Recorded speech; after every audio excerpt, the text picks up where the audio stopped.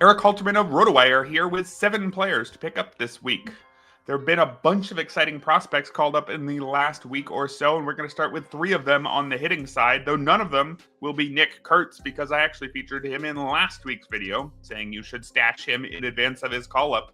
I hope you did, and if somehow he's still out there in your leagues, go grab Nick Kurtz. But if not, how about one of these rookies, including Chandler Simpson of the Rays, who is still out there in about 2/3 of Yahoo leagues, which is crazy to me.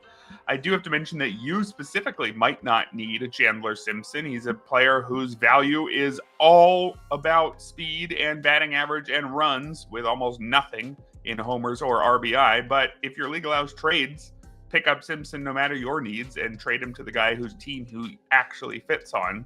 Simpson is a player from another era. He stole 104 bases in the minors last year, 94 the year before that, yet his only career professional homer was an inside the Parker. Single-digit strikeout rates the last 3 seasons, and that's what makes him stand out compared to other previous extreme speed guys who didn't really work out, like, say, Esteury Ruiz, or maybe Malik Smith, or even Billy Hamilton, who you could say worked out for a few years, despite a bat that was nowhere near big league ready, you could say. Those guys, Ruiz, Smith, Hamilton, they made good contact, but that was a strikeout rate in the 15 to 20% range. For Simpson, again, it's a single-digit strikeout rate. So I'm buying him hitting for a pretty good average. He's going to have to hit a lot of infield singles to get there, but he's got the speed to do it. Add him yesterday if you need speed, even if there's a risk his role is reduced or even returns to the minors in May when Josh Lowe returns. The upside here is someone like Juan Pierre, who might go a whole year without homering, but who's still one of the top fantasy players because he runs that much. Up next, we've got Caleb Durbin of the Brewers. If you take a player with Chandler Simpson's profile and dial everything down from extreme levels to something much more normal, and also move him into the infield, then you get Caleb Durbin, who came over from the Yankees in the Devin Williams trade and looked like he was going to be the Brewers' opening day third baseman, but they sent him down to steal an extra year of service time. Durbin was recalled last Friday, and he only has to be better than Oliver Dunn, Vinny Capra, and Isaac Collins if he's going to keep starting every day, and the early returns are good.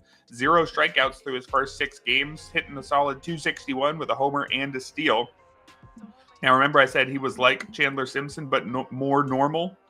Durbin has topped out at 10 homers, which is not good, but, it's a whole lot more than 1 career inside the Parker. 10 homers is his season max, but he already has 2 in the minors and 1 in the majors this year, does Durbin. So there's maybe a little bit of power here. And that's paired with the same single-digit strikeout rates that Chandler Simpson's able to manage. Now, Durbin's not going to steal you 100 bases, but he did steal 30 or more for 3 straight seasons in the minors. So if you want steals, batting average, and a good shot at everyday playing time, and you want that to come with some power instead of a true 0, go grab Caleb Durbin. And it's a great week to pick up speed because that continues with our next guy, Agustin Ramirez, who's one of baseball's top catching prospects. He made his major league debut Monday. He's already gone 5 for 6 with 3 doubles and a steal in his first 2 games. Ramirez has rare speed for a catcher, stole 22 bases last year. I do have to mention here that he doesn't have particularly impressive raw speed, but we know that willingness to run is pretty important when it comes to stolen bases, and he's already running. He's actually already been caught once in the majors too, which I would actually take as a good sign. He's going to run a lot, it seems, and with regular playing time, that means Ramirez should easily lead all catchers in steals. It's not very hard to do that. Only 1 catcher with double-digit steals in the last 10 years, and that's former Marlin JT Realmuto. If the playing time is there, Ramirez will add his name to that list, and the playing time should really be there. All he has to do is beat out Nick Fortes, Liam Hicks, and Rob Brantley. Ramirez is not a great defender, but he should be good enough to stick behind the plate.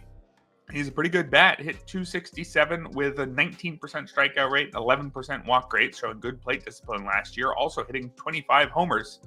I like him even in 1-catcher leagues for the moment if you need that speed, although he might go back to a 2-catcher option once Nick Fortes returns from his hamstring injury. We'll have to see what the playing time looks like for Ramirez at that point. I'll get to the rest of my pickups in a minute, but first I want to mention we have plenty more waiver wire help available at rotowire.com, including 3 fab articles a week. If you're looking to sign up, you can use promo code ROTO15 at checkout to receive 15% off any RotoWire product. That's ROTO15. back to the names. I've got a bonus fourth hitter for you this week. Wanted to go with somebody who was in the majors before last week, and that's Mickey Moniak. Did not think I'd be talking about him again, but he is a Rocky now, and the Rockies are at the start of a stretch of 4 home series out of 5, so I'm interested in pretty much any Rockies hitter who I wasn't quite interested in before.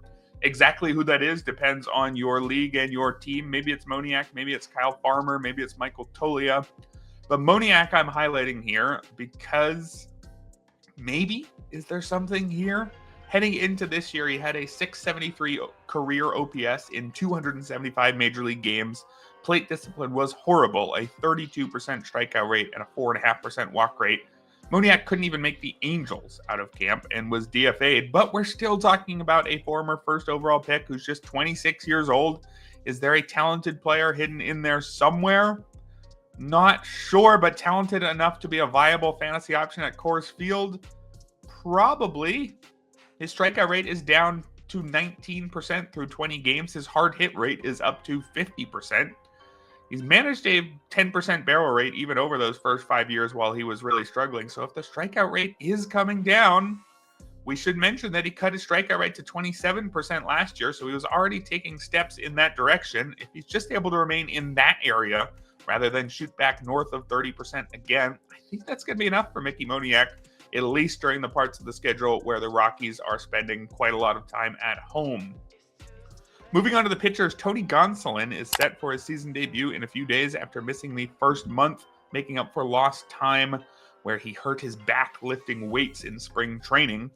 Gonsolin should have the opportunity to establish himself at the back of the Dodgers rotation, at least temporarily, after Blake Snell was recently shut down from throwing due to a setback with his shoulder. And I've said it before, but I want whoever occupies the back of the Dodgers rotation when he's in there, and then I'll cut him for the next guy when they rotate through. Gonsolin's the next man up right now. I want him in my team. He hasn't pitched since August of 2023 due to Tommy John surgery, and he wasn't really good that year, a 4.98 ERA, so there's certainly some risk, but the upside is what he showed over his first 4 seasons when he had a 2.51 ERA, a 0.99 whip, 25% strikeout rate, and lots of chances at wins as long as he's able to throw 5 innings. He reached 5 innings in his last rehab start, so I think that should be on the table right away for Tony Gonsolin. If you're looking to stash a prospect, I'd go grab Bubba Chandler. He's going to be a member of the Pirates rotation pretty soon. Can't imagine he'll make many more starts in the minors. He got up to 4 2/3 innings in his 4th minor league start. His future teammate Paul Skeens was on a similar timeline last year. Wound up making 7 starts in the minors and debuted on May 11th. So maybe about a couple weeks more to wait for Bubba Chandler here. I'd say maybe 3 more starts is the max. Now, he's not a Paul Skeens level prospect, but he's the number 1 pitching prospect still in the minors, number 2 overall behind only Roki Sasaki. A 41% strikeout rate so far this year for Chandler. That's a 30% strikeout rate for his minor league career. So this swing and miss stuff is nothing new. Has some control problems, walking 11% of batters for his career, a same number this season. So that could hold him back, but this is a fastball that touches 100, can get into the 90s with his slider. He's got a promising changeup too. If the control gets around for Bubba Chandler, he could be great. And even if it's only okay, he should still be pretty good. So I'd grab him now before your league mates realize just how good he can be. And finally, Cade Smith, a reliever for the Guardians, is a player I would perhaps stash or maybe just grab and use right away, depending on how the news develops with Emmanuel Clase, who has not been right this season.